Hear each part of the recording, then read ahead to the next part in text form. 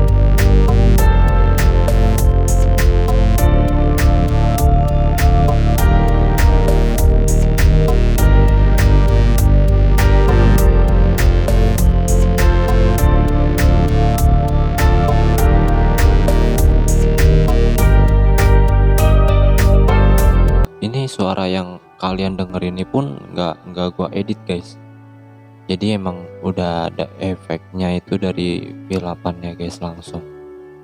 Dan gue ini pakai headset, kenapa? Karena gue memonitoring suara gue dari V8 ini langsung ke sini. Jadi ini aktif guys sebenarnya.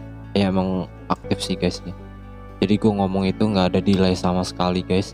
Dan ini benar-benar aktif kiri kanan ya guys ya. Jadi kalian mau rekaman suara pun atau rekaman lagu itu udah enak banget guys pakai V8. Dan itu kelebihan V8 dari soundcard yang lain mungkin guys.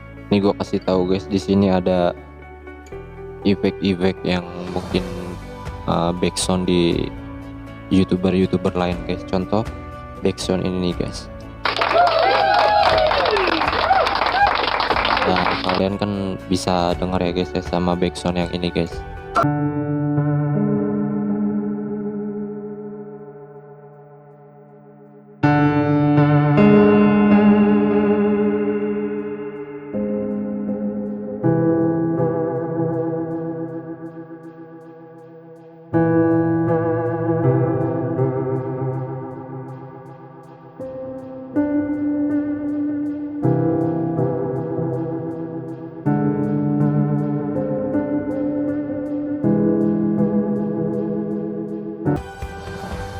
Ke dalam video kalian, jadi kalian tinggal kontrol aja di sini. Dan di sini juga gua ada soundcard juga, soundcard yang via USB guys, yang kayak gini nih. Kayak gini nih bentuknya ya guys ya. Dan soundcard ini sebenarnya itu sama aja guys kerjanya kayak apa namanya, splitter ya guys ya. Splitter yang ini guys. Nah ini namanya splitter ya, pasti kalian udah paham ya guys ya, udah tahu. Sebenarnya sih cara kerjanya sama kayak splitter, tapi di sini bedanya itu kalau soundcard yang via USB itu ya emang suaranya kesatu emang gua akuin lebih jernih dari splitter. Dan yang kedua ya bedanya ya cuma di jacknya aja guys. Di jacknya kan kalau kita kan pakai jack 3,5 ya guys ya, 3,5 mm itu kalau yang pakai clip on, atau yang BM800 pun sama. Tapi kalau di sini kan kita mungkin siapa tahu HP kalian itu rusak guys untuk jack headsetnya, dan kalian juga bisa memanfaatkan soundcard yang via USB ini. Dan di sini guys, di sini untuk soundcard via USB-nya juga udah ada fitur penambah atau pengurang untuk volume ya guys ya, untuk volume mikrofon.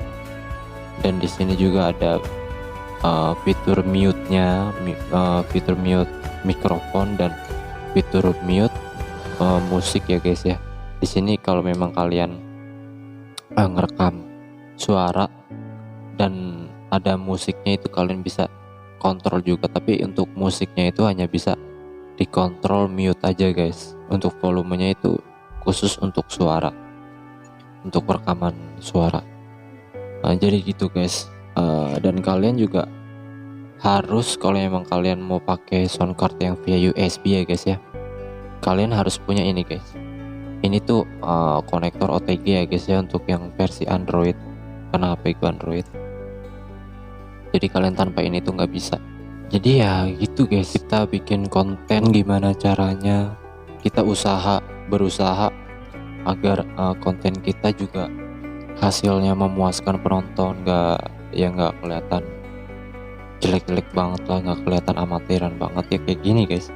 Dan penonton pun sebenarnya ya nggak peduli juga gimana di belakang layarnya, gimana pengerjaannya. Kita bikin konten susah payah kayak gini agak ribet aja ya guys ya, karena alat-alat kayak kita ini emang benar-benar terbatas banget guys, manual banget, nggak kayak konten-konten kreator di luar sana yang udah besar ya guys ya channelnya.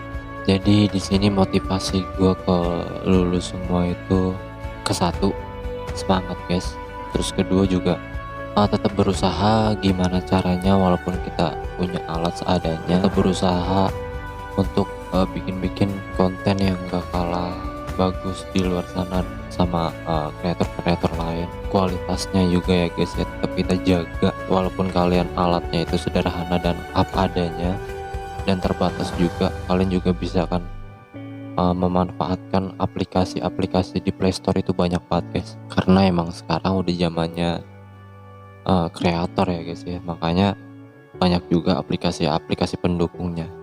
Kalian juga bisa berusaha untuk editing di sana kayak gitu guys. Terus yang ketiga itu konsisten sih guys. Dalam arti konsisten itu gue bisa ngeluangin waktu di sini bikin konten serapih mungkin, sebagus mungkin yang gue bisa ya guys ya. Itu sih konsisten, dalam arti konsisten itu maksud gue itu guys. Jadi intinya nikmatin sebagai konten kreator ya emang kayak gini. Yaitu balik lagi ke kalian masing-masing ya guys ya. Kalau emang kalian pengen cepat berhasil ya jangan ada kata jenuh. Yang keempat itu yang terakhir ya guys ya, gue sih nggak banyak sih guys. Rumus-rumus bikin konten di YouTube itu kayak gimana, dari mesin pencarian, judul, segala macam, timeline, dan isi-isi konten di dalam konten itu biar penonton itu nggak jenuh kayak gimana caranya. Itu aja sih guys ya. Dan sisanya ya kayak kita nyari kuncinya sambil jalan guys.